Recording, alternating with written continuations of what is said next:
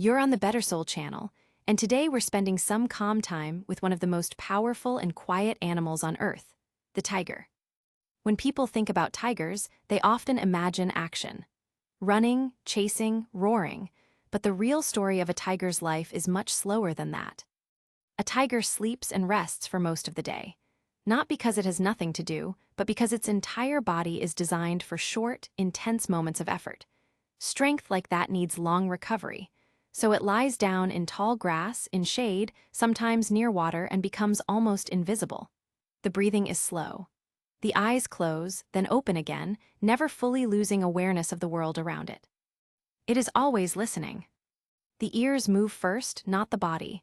A small sound travels through the air, and the tiger notices. It doesn't react right away. It collects information. This patience is not something it learned. It is something it is born with. When it finally stands up and begins to move, there is no wasted motion. Each paw touches the ground carefully. The weight is huge, but the step is soft.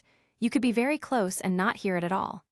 The muscles in the shoulders roll slowly under the skin, not in a tense way, but in a controlled and economical way.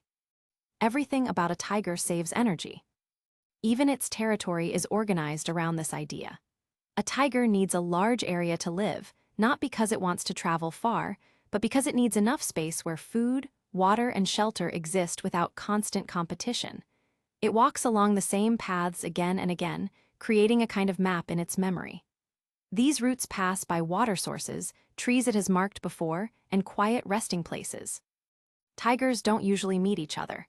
They communicate without being in the same place at the same time.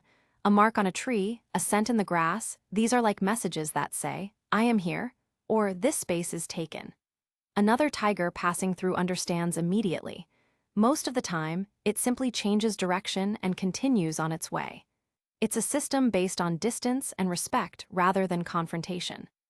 The famous orange coat with black stripes looks bright and obvious to us, but in the natural environment, it works differently. Many animals that tigers hunt don't see the same range of colors that humans do.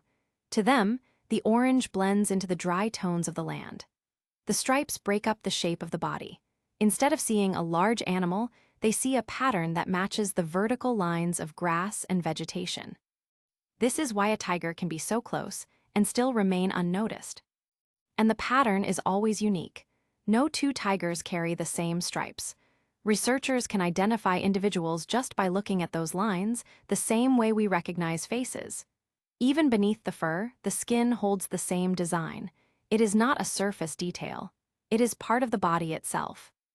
Water plays a big role in a tiger's daily life.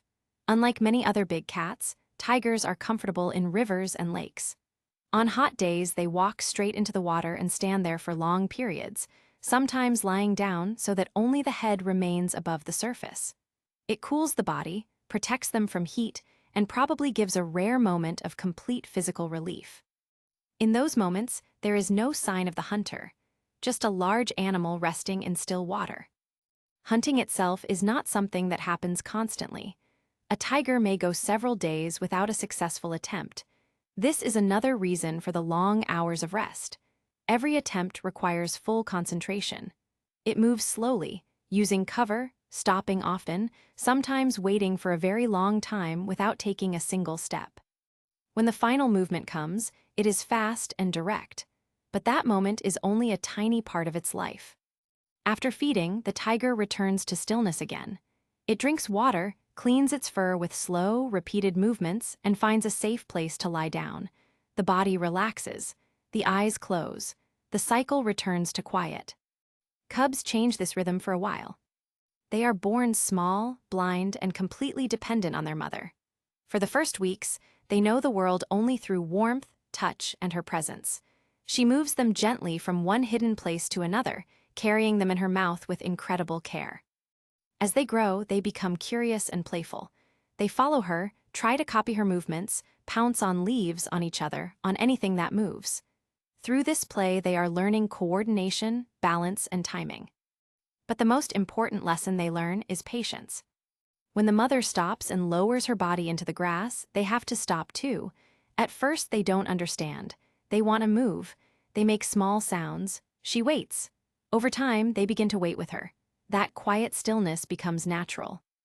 Not all cubs stay with their mother for long. As they grow older, they leave to find their own space. And then the solitary life begins, not as something sad, but as something normal. A tiger's senses are extremely precise. Its night vision allows it to move in darkness with confidence. Its hearing detects small movements from far away. The whiskers are sensitive to changes in the air and help it understand how close it is to objects, even when visibility is low. The world for a tiger is full of signals that humans would never notice. And yet, despite all this power and ability, most of its life is quiet. No unnecessary movement, no unnecessary sound. It does not try to show its strength. It simply exists in a way that is efficient and calm. When it needs to act, it acts fully. When it doesn't, it rests without tension. There is a kind of balance in that.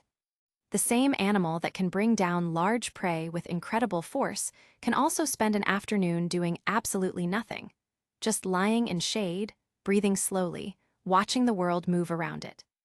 Even the way a tiger walks along the edge of water or through tall grass feels unhurried. It is not trying to get somewhere quickly. It is just following the path that makes sense in that moment. And maybe that is why learning about tigers feels different from learning about many other animals.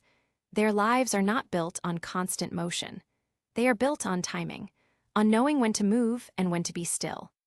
Strength and calm are not separate for a tiger. They are the same thing. So when we think about this animal, it's not only the power that matters. It's the rhythm. The long rest, the quiet observation, the short decisive action, and then the return to silence. That is the real shape of its life. You're on BetterSoul, and if you enjoyed spending this time learning about tigers with us, don't forget to like and subscribe. We'll see you in the next video.